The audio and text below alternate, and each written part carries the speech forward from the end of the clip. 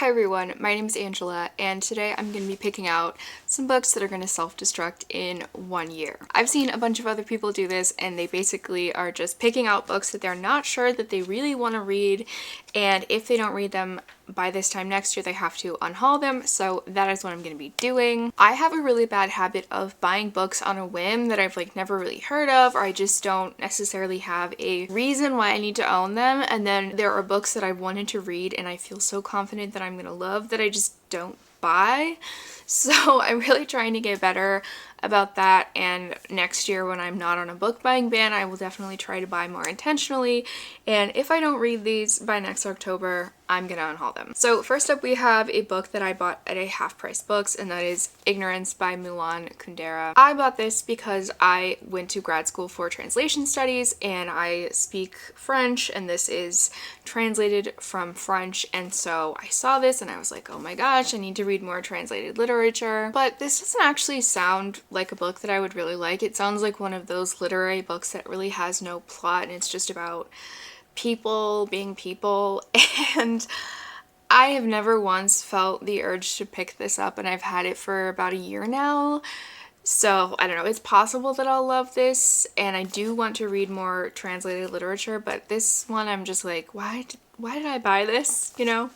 So we'll see. This one I thrifted from my library that always has used books on sale for $1 or $2, and this is Do You Take This Man by Denise Williams. I do want to read this, but this has a pretty low average rating on Goodreads. I don't always agree with the ratings, but I often do. This seems to be having something to do with weddings and a moment that goes viral on the internet, and then the guy is like a former pro football guy. Wait, no, he's a former pro football event manager, and the girl is an attorney who, I don't know, something about they officiate a wedding and it goes viral and then they're thrown together, whatever.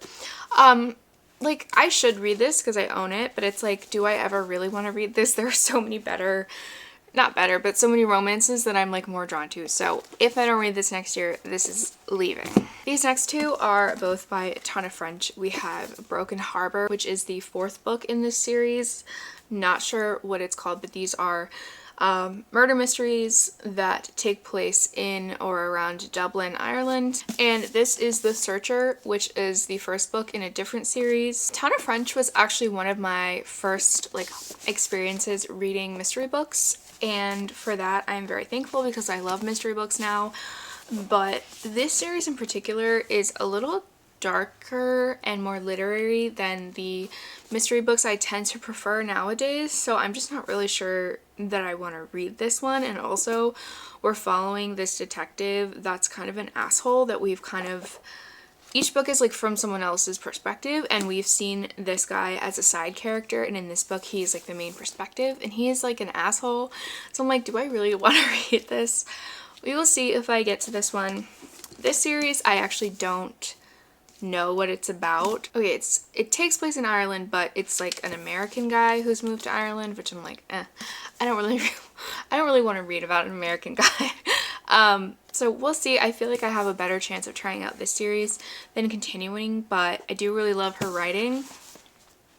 We shall see. Next up is a book that's actually on my fall TBR, but I don't know, something about this, I'm afraid I'm gonna hate it. It's quite long, and oh no, it's not that long. It looks longer than it is. It's about 400 pages. One of my favorite YouTubers DNF'd this book, and she's not someone who DNFs very often, so I'm like, what was in this book that was so boring or horrible that she DNF'd it?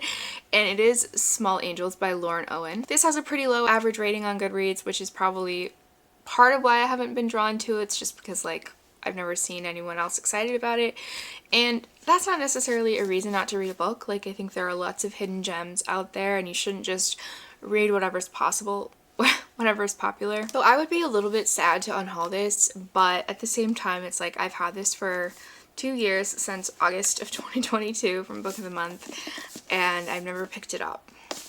Next up we have Even As We Breathe by Annette Sanook Clapsaddle. I bought this from the Barnes & Noble 50% off hardcover sale a couple years ago, and I was drawn in by the cover, and then I read the synopsis and I was like, that sounds good, and I bought it. I would be sad if I didn't get to this one, but like I've had it for 2 years now, and I don't know, this is more on like the literary side. The description that I got was that it's about this indigenous teenager who works at this like resort in North Carolina, and it's during like, I think it's like after World War II or during World War II, and the resort that this teen works at becomes a place for prisoners of war. So like they're holding Axis diplomats and their families in this hotel, and that seemed kind of interesting to me, but I haven't picked it up, and I don't often reach for literary fiction, so it's like, why do I keep buying them?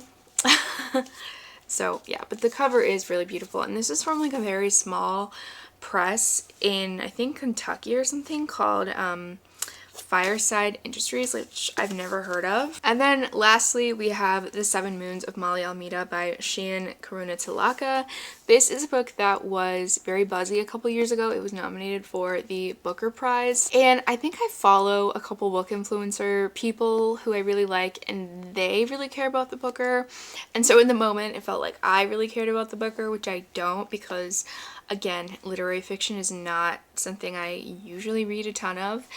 And I was in an indie bookstore and I bought this on a whim. I just kind of saw it and I was like, yeah, I want to read that. All I know about this is that it takes place in Sri Lanka. The main character, I believe, is queer, and it's something about ghosts, which, as I'm saying that out loud, does sound good. I think I'm just a bit intimidated by this one, and that's why I never pick it up. I'm afraid it's going to be too smart for me and it's going to be really hard to read, and I'm just going to be like struggling through it. But who knows, I think this one could really turn out to be really incredible if I actually do get to it. So those are all the books that I plan on unhauling in a year if I don't read them. I will make another video next year updating on which ones I got to and which ones I didn't.